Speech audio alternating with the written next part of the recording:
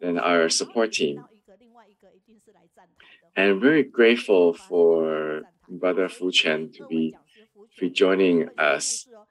And I'm very glad he's such a great storyteller.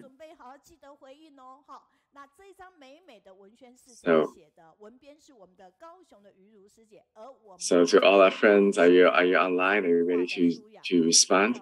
So as you see that poster, that publication actually came from our team in Kaohsiung, as well as our team in Zhanghua. So it's a relay as they share the responsibility to create this poster. So from here, what do you see? This is a shelter under a longan tree. And as we all know, whoever lives here is in desperate need of help. Even though Brother Fuquan is known for his relief work internationally, he's actually a very important member in the local case visit team. And we can see how the volunteers were clearing out the debris and help cleaning and removing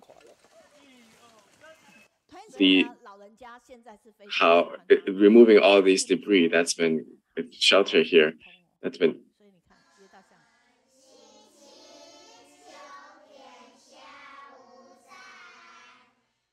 so not only is Brother Fuquan very attractive to elderlies,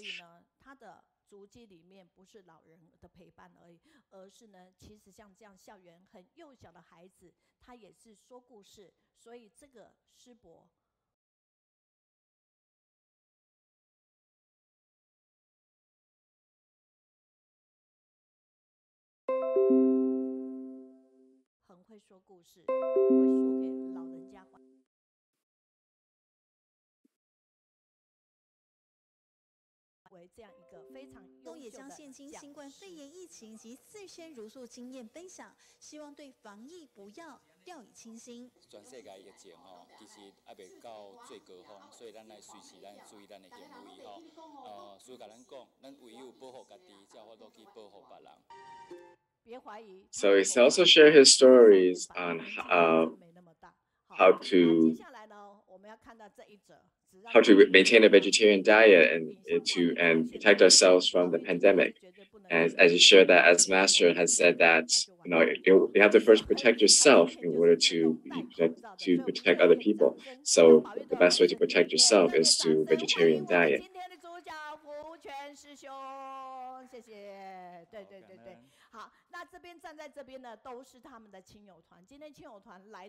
And so let's give a round of applause to welcome our speaker, Brother Huang Fuquan. So for those who are standing among here are also his friends and family, and they actually got here even earlier than our reception team. So these are all friends from Tainan. And I'm very glad and very joyful for having this opportunity because every time I invited him, he never said no. And so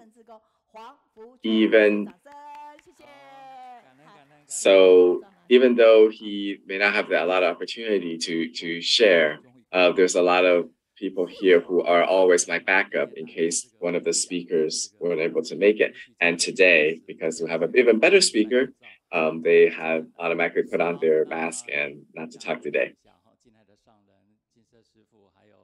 So I'm finally able to remove my mask today. For the past year, in the past year, regardless of what kind of share, it could be an hour or more, we have to wear our mask, and it's truly a challenge. But first, I'm very glad now to be here with everyone. I hope you'll have a good day.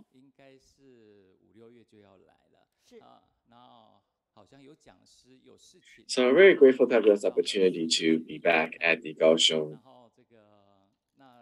study group. And I'm very grateful for Sister Mei Yun. I should have been here about May or June because but because of some conflict in schedule, they have moved my segment to November.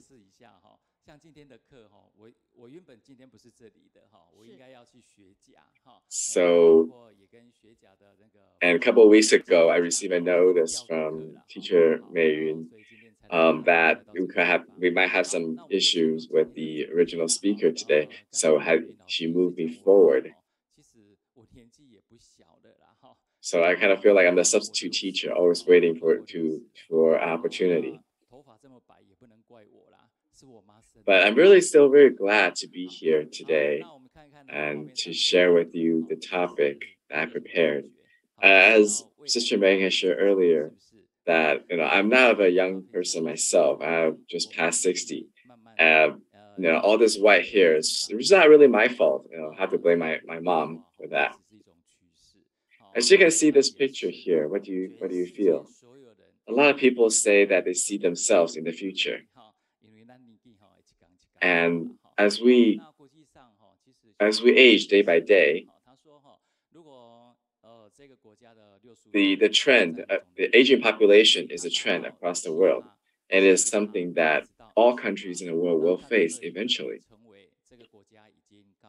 Internationally, one of the notion is that if the population over 65 have reached 7%, 14%, or 20%, they are called respectively aging society, aged society, or hyper age society. And if you look at Taiwan, in 1993 has became an aging society. In 2018 is reached age society, and we're expecting in 2025 we will be reaching the hyper age society, meaning that 1 in 5 of the population in Taiwan will be over 65 years old. So, today, having this opportunity to work with the elderly and also had the opportunity of inviting them to join me today. So let's give them a round of applause for their attendance and just give you a little promotion. Starting next year, we'll see each other once every 2 months because of my schedule, but I'm very glad to be able to see you all today. Now, why are we reaching an aging population? Well, to be put it simple, those who are born are less than those who are dying, which also means that the younger population will eventually will shoulder a heavier burden to care for the elderly. So let's look back to these elderly people. Are they being safe? Are they the way they in their life? Are their lifestyle satisfying for them? Are they living their life joyfully? These are things that we should think about. And Masters had always said that the younger generation had to be grateful for the elderly because of their contribution to the society while they were young. They were very diligently creating blessings for the society. But now, people have started to see the elderly more as a burden to the society, and it's a truly worrisome sight. And that could be because of their education background or their economical stress, life stress, etc. And these are all worrisome sites about the future. As Master said that for getting older, there are 3 benefits. One is having more experience, and 2 is being healthy and live long, and 3 is having the opportunity to become a volunteer and aid the society, and that's the best benefit. So let me share with you a short story here. This is one of the care locations. It's in one of the Tzu Chi campuses. You can see them. Many of them are quite quite high in their age. It could be 80 in their 90s, and their bodily function is not top notch. But what they expect, what they are most excited every day is to be able to come to the campus. They will come early in the day. Even though our classes start at 9 o'clock, they would get there often even before 8 o'clock. But as they arrive, they're not just sitting there waiting. They would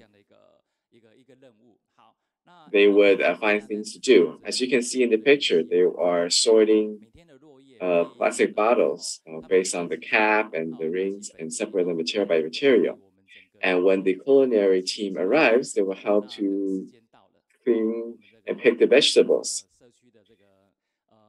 And we have quite a big campus there, and there's plenty of leaves, so they would take the rakes and help clean up the area until class time.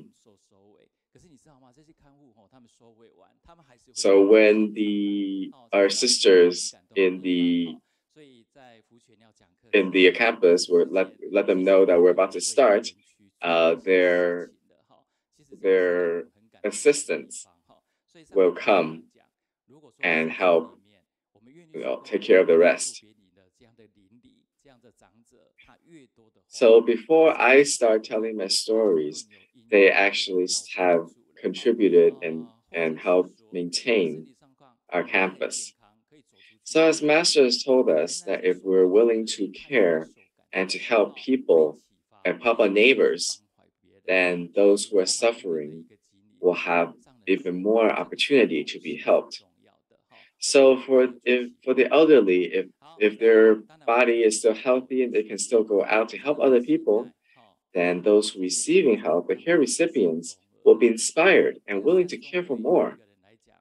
So Master has expecting Tzu Chi volunteers to go into each of the community locations and to interact with the elderly and to offer them help as well as inspire them so that they can care for more people like them.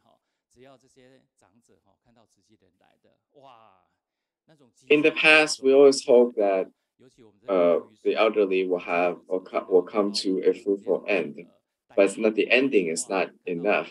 It's also for that they will have someone they can depend on and even have a function when they're old.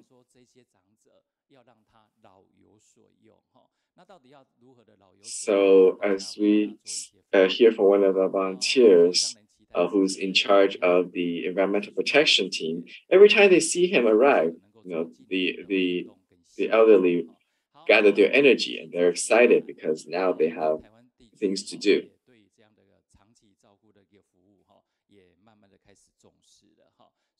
And as Master has reminded us that all of us should go into a community and provide assistance and interact with them.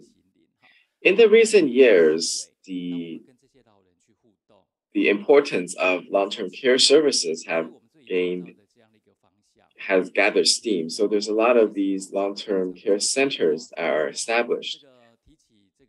Ultimately, it is to care about their body, mind, spirits, and providing a more holistic care. So in Tzu Chi, our focus on long-term care, as Master shared with us that in Tzu Chi, long-term care started about 50 years ago. Because those were the original volunteers, and we have been offering them a long-term charity care as our charity cases. So for a long period of time, we have to provide consistency to care for the elderly in each community, as well as to grow roots in the community.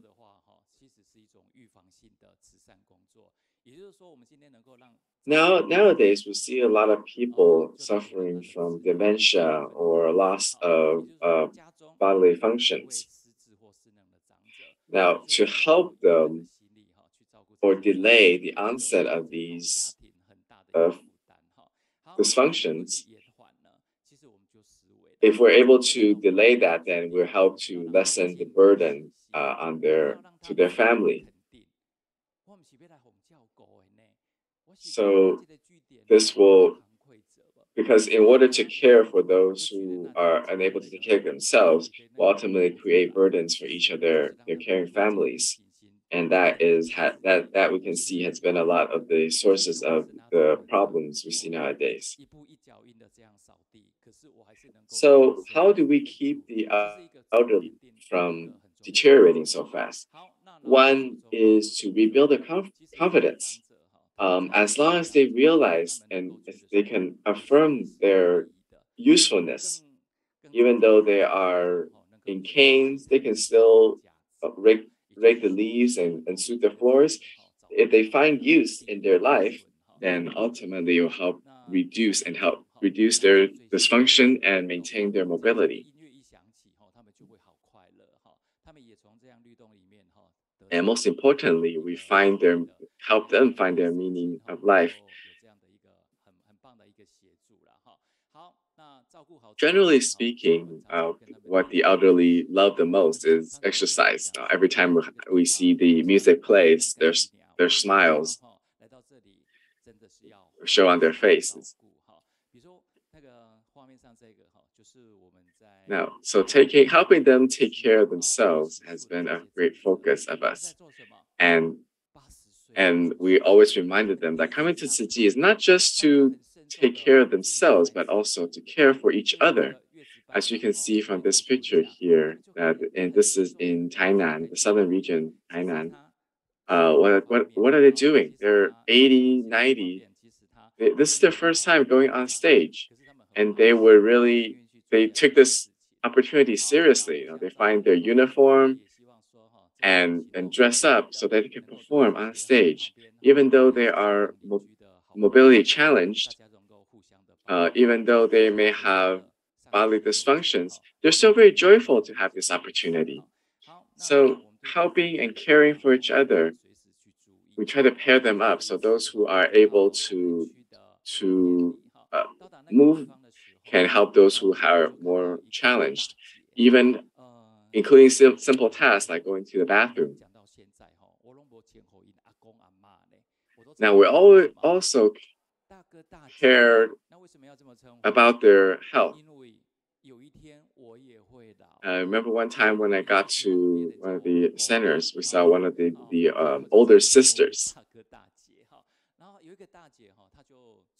Now, like I said, I never call them grandpa grandma because instead I call them older brothers or older sisters.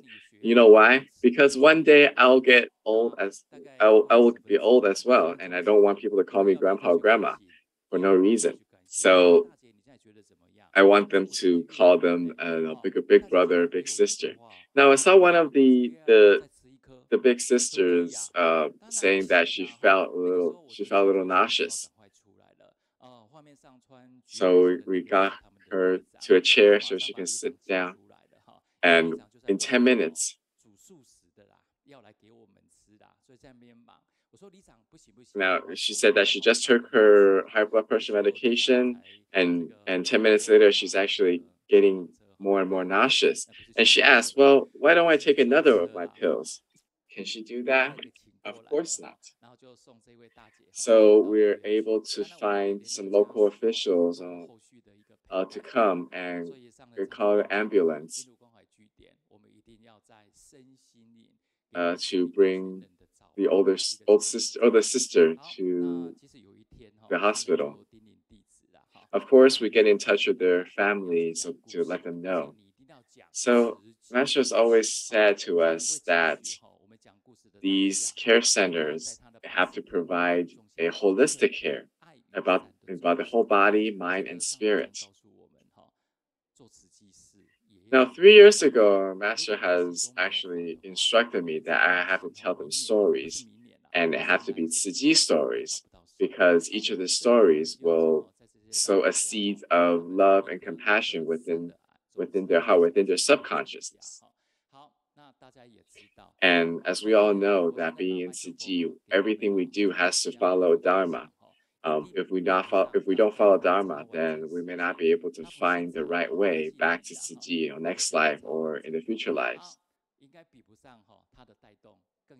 As we know here now, even though I am holding the microphone and speaking today, uh, 对啦，就是对，哈，静静的做真的很不舒服，哈。but the way I'm sure and right here is not, it's definitely not as interesting or attractive as the performance I had earlier, right?